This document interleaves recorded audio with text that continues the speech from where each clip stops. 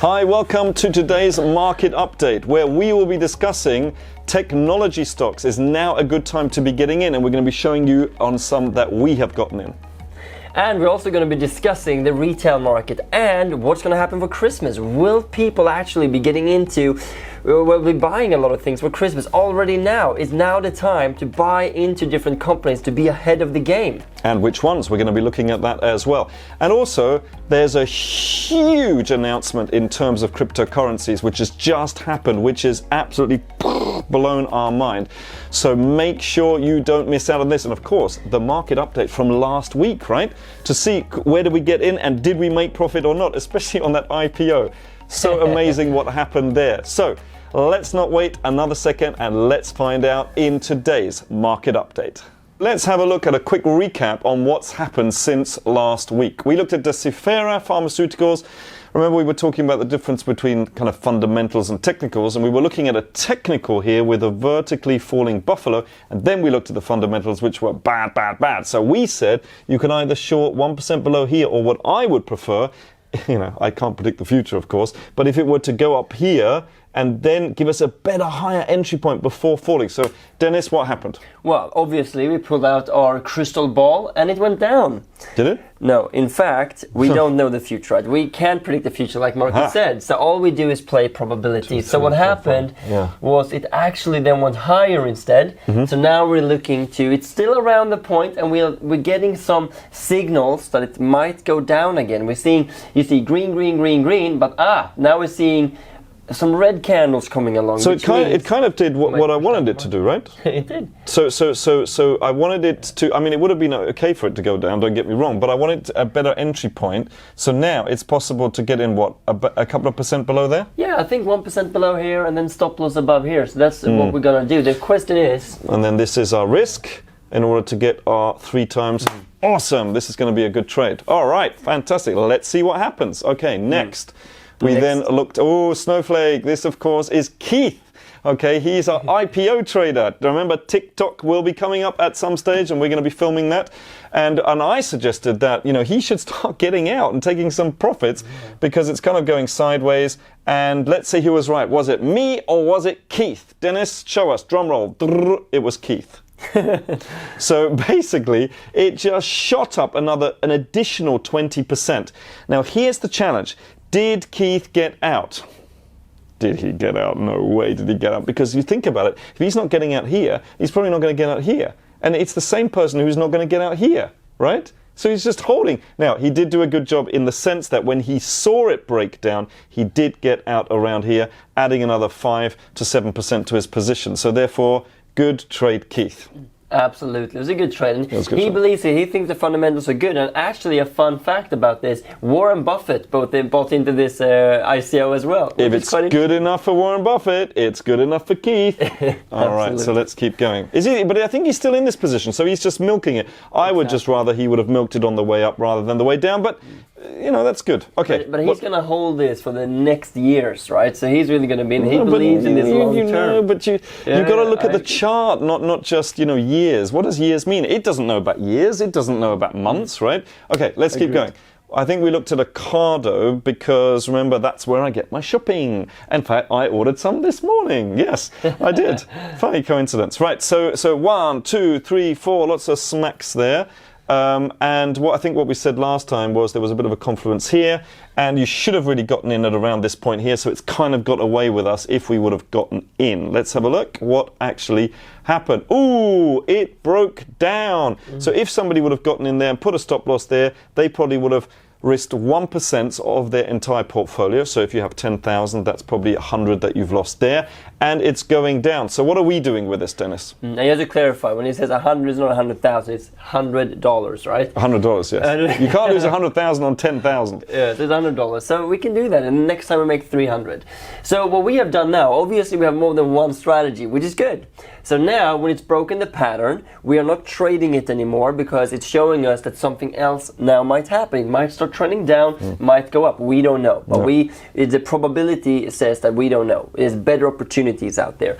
So what we have done now, after a certain percentage down, we're actually investing into good companies. So you're in now, right? So you're in at this point here. When did you get in? I got in yesterday on the red candles. I'm a little bit in profit currently. So I got in around 22.75. But hey. So we wait. So now this is a different strategy. This is no longer waiting for the vertical bounces, but this is a certain percentage from the top where we start getting in, and we then... Yeah, so I don't want it to go up, right? I want it to go down more because I want to build my position. So when I take profits at 15-20%, then it's a lot more money. Because now if it goes up, it's not going to be a lot of money. So Dennis is actually going to be, if next week it goes up, he's actually going to be angry, which is weird. Then you will see me. I'm rarely angry, but next time it might be one time. I think you wanted to say I'm a really nice guy, but when you see me angry, you won't like me when I'm angry. Okay, all right, let's keep going here. Yeah, we looked at loads of things like Boeing, for example. Is this Boeing? This is Boeing. This is Boeing. Okay, we looked at examples of Boeing, and we said we would like to sell short 1% below here. Let's see what happened. Dun, dun, dun, dun, dun. Ooh, okay, gosh, how many is that? 1, 2, 3, 4, 5. So this is around here, right? Yes, is this. Okay, so if you would have gotten it, and we said either put a stop loss here or here. Okay, that's what we said last time. So would have gotten in here, went into a loss situation, but did not get stopped out on either of these. Boom, it went down here. So now we are in a small profit situation, which is fantastic. All right. Final one, how is your US 100 going, Dennis? It's going well. Is it? I must say, yeah, it's going well. So this is now 2 weeks ago, right? This is when we first introduced this trade for you. And last week, if you have watched it, if you haven't, make sure you do.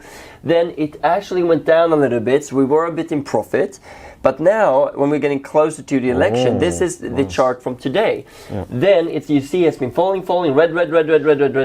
Right, and you actually, I remember last week we talked about you lowering your stop loss to lock in your profits. What have you done since then? So since then, I'm waiting, right? So trading, for those of you, you might think this is day trading. It's not, right? It's quite boring, to be honest. You only need 20 minutes a day, which is good, right? So I just watched it and then, okay, it went down and then again today. And now what I've done, which is really cool, so pay attention to this. I've actually put my stop loss down, so now... Even again? Again, exactly. Okay. So I've locked in around 1.3% of the whole account in profit. So the worst case scenario, I make 1.3%.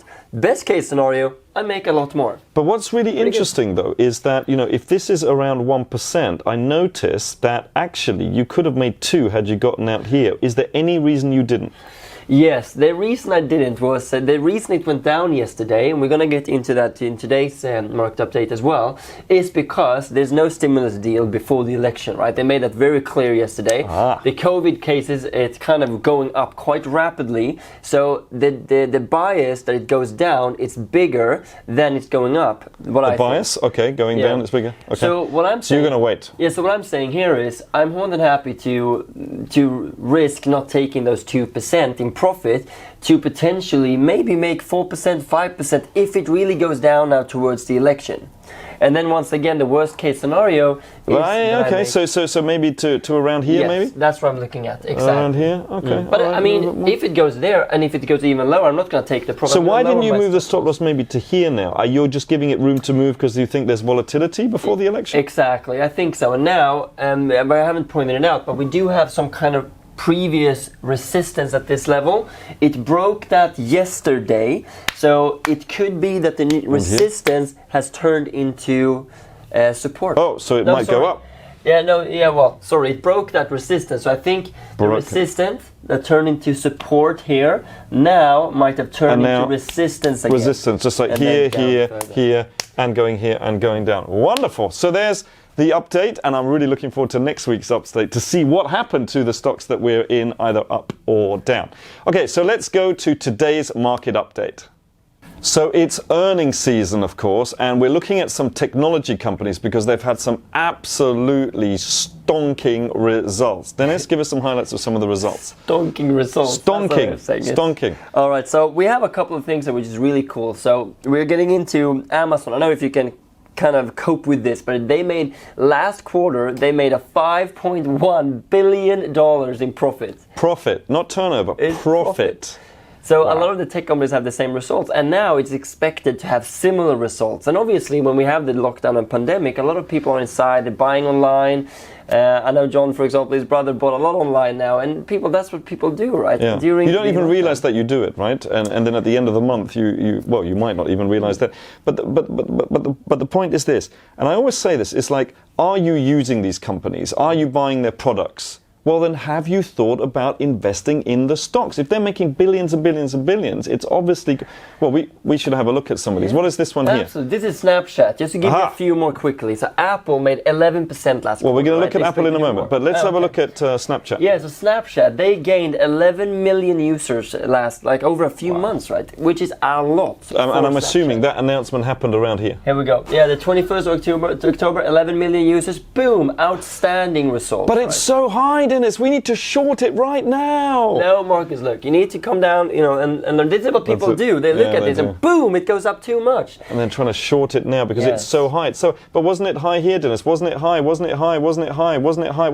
It is not. You need to use a strategy. Don't just react out of an emotion, right? There's nothing here to trade. I can't see anything at all. Danger, danger. I agree, but you can trade everything as long as you have a stop loss. So you know beforehand. It's like you're driving a car, how much you're risking, how much you potentially can lose. You know everything beforehand. Aha. So what you're saying is, if you are going to go short, make sure that you put a stop loss up here. This is your one, and you are actually looking for it to come down quite a bit. Exactly. But on solid fundamentals, why would you do that? That's something we discussed last week. Let's have a look at what wasn't it? Apple. They came out with their new iPhone. New iPhone, and they also made an 11% increase in revenue last quarter. Also expected to do extremely well, and even you supports Apple now. Yes, well, no, I've always supported Apple. What do you mean? But I got my new iPhone, not knowing that there was a new iPhone coming out. I'm asking my team, why did you order me the iPhone if the new iPhone is coming out? But apparently it comes out every 3 weeks or so, so it doesn't really matter apparently. So, okay, Apple here. Look at this one, a nice little trend going up. We see one slap here and 2 slaps there, 3, so 4 slaps in all. And this is a potential setup, right? Right here, look at this. If you were to consider buying this, good fundamentals, we've got the new iPhone coming out, 5G is just around the corner. That I don't know whether this one's 5G enabled, but if it is, everyone's going to be buying that, or at least the next one. So if you were to go in just above that, make sure that the price gets you in, right? So it goes in your direction. Make sure you have a nice stop loss here. This would be a 1%. 1, 2, 3. I think you have to check the chart, do your research, but I think you've got a 3-to-1 there, Dennis. I think so too. I think it looks good. But the only thing I would kind of say, I wouldn't just get in. Make sure I would have a stop loss when you trade. I'd always have a stop loss because what a lot of people do now, they might invest in Apple. But if you look at a longer term chart, you will see that Apple has gone up a lot, right? It goes up hundreds of percent. Now, is it possible if we get into another bear market? We don't know. It will happen. It happens approximately every 10, 11 years. We are due. But so if you get in now without a stop loss, then it just might continue to fall. So the worst case scenario for us is that we lose around 1%, right? Not around 1% usually, plus a few maybe fees and stuff like that, but 1%. And we know that beforehand. So just make sure you do your research here. Very good. So in general, we're looking at technology stocks. Make sure that you do invest in things that are making profit. These things are making a lot of profit. That's what you need to be doing your research on, not in getting into speculative stuff like, oh, the airlines are really down. Yes, there's a reason that they're down right now, okay? And I want to know whether your one went up. But anyway, Norwegian Airlines at 6 cents or something like that. Okay, but you were going to show us something else about the US, the NASDAQ. So we're looking here at the NASDAQ. That's the 100 biggest tech companies in the world. And like we just discussed, a lot of them are doing amazingly well. So if a lot of them are doing well, what will happen with the US 100, the 100 biggest, this whole indice, a basket of shares, will very likely go up in value. Right, now this is really interesting because you're short. I mean, we just looked at that. We just did. I am short in it, right? But I have put my stop loss down, so if it goes the other way, I'm very open to that, right? Then I take my profits and I'm happy. But as a trader, I trade a lot of different setups, a lot of different patterns, if you like. So what you're saying is you could be short in one position, but you could actually be long in a different position. Absolutely. Which is kind of right? Could be different time frames. So this one here, for example, is a 4-hour time frame, right? So each one of these candles here, 4 hours, 4 hours, 4 hours, 4 hours. So Dennis might say something like, well, yesterday, it fell massively. So what do you mean yesterday? 1 day, 1 day? No, these aren't 1 days. These are 4 days. So on different time frame. So on the daily, Dennis could be short, but on the 4 hourly, he might be long. Interesting, right? Yeah. So you can make money in all market directions on the same stock. Yeah, going in two directions. I actually went long yesterday down here. Of course you did. Yeah, on the 15-minute chart, right? So there's so much you can do with trading, but what we're looking at here, right?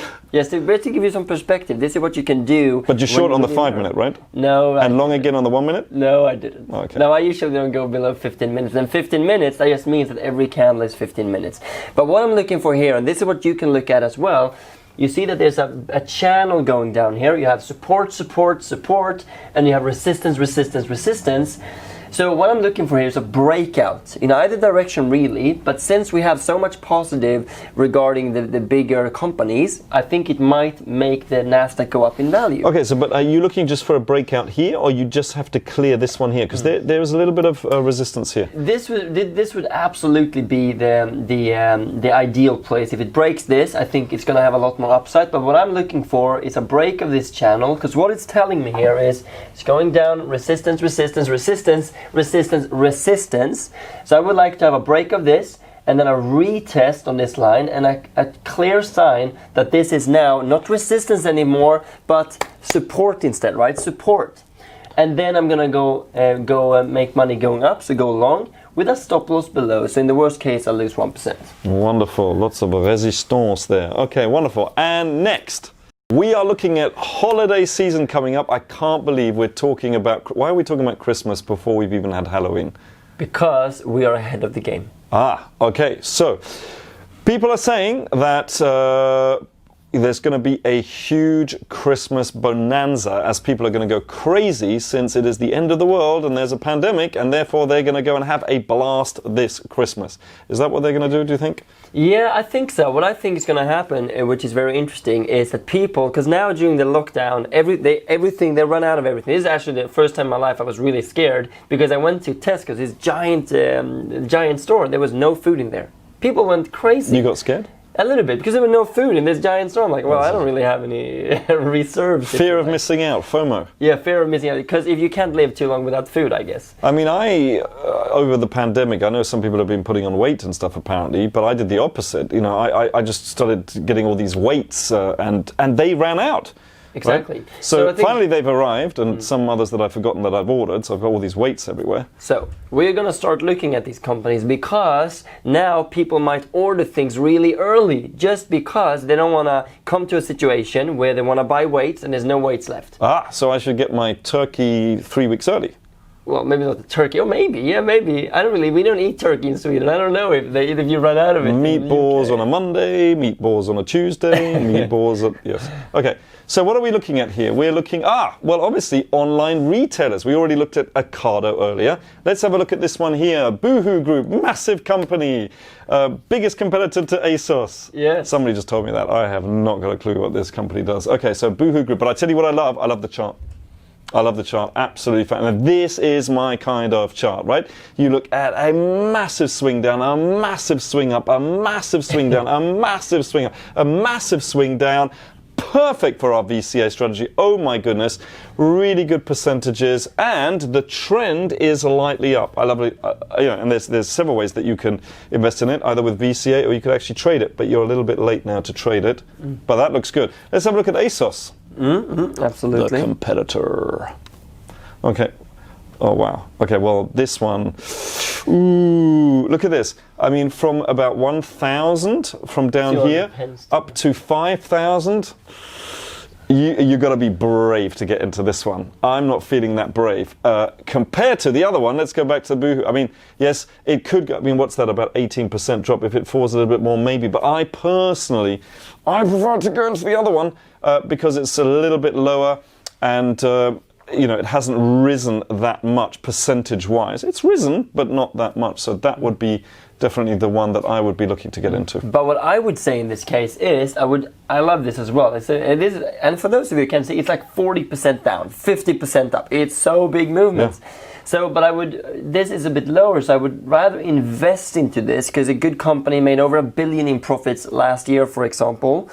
$1 billion, a little bit less in pounds. But with ASOS, I would be happy, because the trend is your friend in a way, and I would be happy to trade this with a stop loss. With a stop loss, yeah. So now it's at a support. I would like it to maybe come down a bit more. Maybe just like a horizontal buffalo. Yeah, you could do a horizontal here. So as long as you have a stop loss when it's too high, I would be happy to trade it. Doesn't really matter when you've got a stop loss, right? As long as you got the ratios. I always talk about the ratios. People are getting bored of me talking about ratios, but if you get into just above here and you have a nice stop loss here, okay, and if this is your one, and then you've got profit 1, 2, 3, it's very possible for a quick 3%, but I'll be making a lot more percentage on the other one. Absolutely. And the one thing I will say on this as well, when we have a company that goes down, you might be wondering, why does it go up 30, 40, 50%?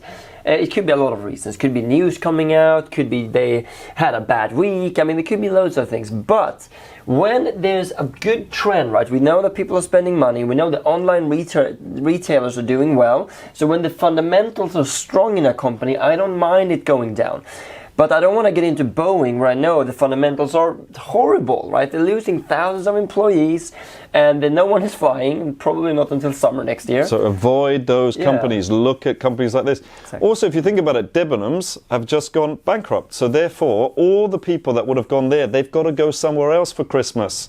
And so where are they going to go? They're going to go online. Yeah. What people might be a little bit nervous about, though, Dennis, when they look at this, are these gaps. And as we know, gaps, of course, is where overnight, so when the market is closed to us, the retail, it actually is open for the institutions. And so there might have been some selling, so in the morning it opens up here for whatever reason. And you see that, and people get really scared, and that's where we come in. Absolutely. And that's why we always say, when you're trading and investing, no emotion. No emotion. You call it boring. You call it boring. It's not boring. But what he means is no emotion. Don't get too excited about it. Until if you made a profit, then you can celebrate. It's important, right? So celebrate when you're out of the trade, but not when you're in the trade. Yeah. And the other one, of course, that we looked at was also, we already looked at it, we don't have to look at it, is Ocado. So that's that. All right, so next, massive news on the cryptocurrency front when PayPal, huge company, Dennis, obviously you will have heard and maybe used PayPal as well, have announced that you can actually use Bitcoin as a payment mechanism and receive Bitcoin as well. That is huge news. I mean, who would have thought just a few years ago that a company like PayPal would be saying that? I was just thinking about that as well. Even if we go back 2 years, no companies were involved. But now, I mean, if you're not getting into cryptos, you're gonna be left behind. If you have a company, it doesn't matter, right? You can today take payments with cryptos, right? With PayPal eventually, but also with other payments providers. You're gonna be left behind. This is so massive. If you just look at the 2 years, the adoption that is taking place is amazing. It's almost like on a weekly basis there is an announcement. And even if JP Morgan, right, if they are saying that Bitcoin's price is going to massively increase, if they're even saying that, that's pretty something. All right, let's have a look at Bitcoin here. What are we seeing here?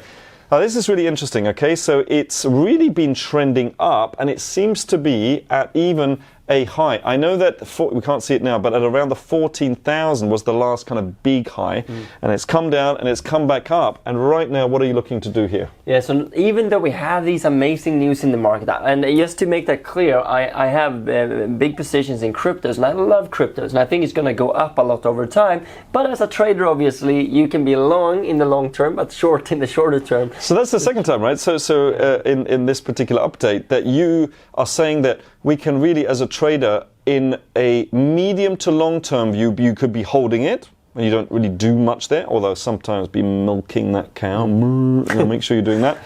But you're saying that in the short term, you could actually, because what I'm looking to do is at this stage here, maybe take some profits off the table.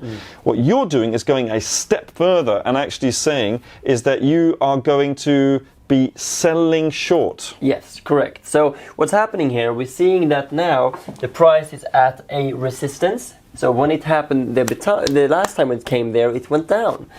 So, but then it also has a support. So when it comes down to the support, it then goes up again. So what I'm looking to do here is for a few reasons.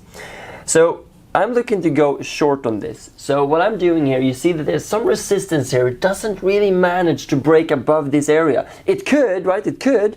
And if it does, I do have a stop loss in place. I only lose a little bit, a small bit of my portfolio. So probably a little bit above here. Where's your entry point? Is it a little bit below this one here? Yeah, exactly. Are you in yet? No, I'm not in yet. Okay. I place it now in regard to this video. I wanted to wait and see. Okay, so maybe around here would be your 1%, and then you'd have 1, 2, 3 or more. Although that is narrowing, Dennis, right? That is narrowing. So you don't want to wait too long. No, exactly. No, I want to get in today. So if it breaks down today, I'm probably going to get in. Again, he's waiting for the price to get him in, right? It's not just like, ooh, get in now and let's see what happens. Waiting for the price to get him in.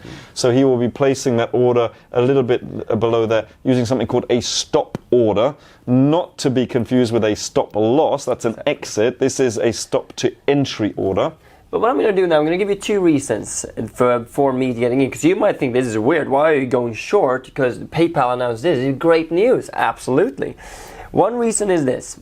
That I'm using an indicator. This is the RSI, the Relative Strength Index. There's a lot of indicators, and it might sound complex and complicated. But all you need to know in this case is, if this line in the middle here, if that's below the 30 level... You mean this range here? Yeah, this range here, exactly. And you have this blue, is it blue? I'm a bit colorblind, as you know, but this blue line... Yes, it's blue, Dennis, and this is red. Yeah, exactly. No, this one's purple. Yeah. Yeah. That's good. Oh, it's purple. Yeah. I actually thought it was blue, to be honest. Okay, so when that's above the 70 line, so which is the top of this dotted line. So this is the 70. So this is a range. Most indicators tend to be from a range of 0 to 100, okay? And this one here has got a line at 30 and it's got one at 70. So obviously when you're buying, you're looking for it to be below the 30, but when you're selling short, it needs to be above the 70. And that means that we're in an overbought situation and it's time to start looking to sell or sell short. It doesn't mean that now, it just means it's time to start looking. You always remember that the price has to get you in. Price action is more important than an indicator. Dennis, indicators are normally based on the price itself and maybe volume, like the RSI. So we have to kind of watch out that people don't think it's the holy grail to get in and get out. It's just an indicator. It gives you an indication. So what I would do, I would have my strategy, and then I use the indicator to kind of help me to make a decision. But I have my strategy. This is not the strategy. This just helps me to make a decision, if that makes sense. Yeah. So what we're seeing here, which is the next step, is you're seeing that it's kind of downward trending now, the indicator. But the price is upward trending. That gives us a divergence. They're doing different things. And that usually means that the stock, is the asset you're looking at, is running out of momentum. So the probability, which is really the word of the game here when it comes to trading, means that it's likely it will come back down. If I'm wrong, I'm happy to take a loss. But that's what I'm doing in the shorter term. And the second reason so the shorter term being the 4-hour chart. Yes. So do you use the 4-hour chart to enter? Yes, I'm going to use the 4-hour chart. What people generally tend to do is on the one day, they look at the setup, they look at, I think it might be going down because of the top of the range.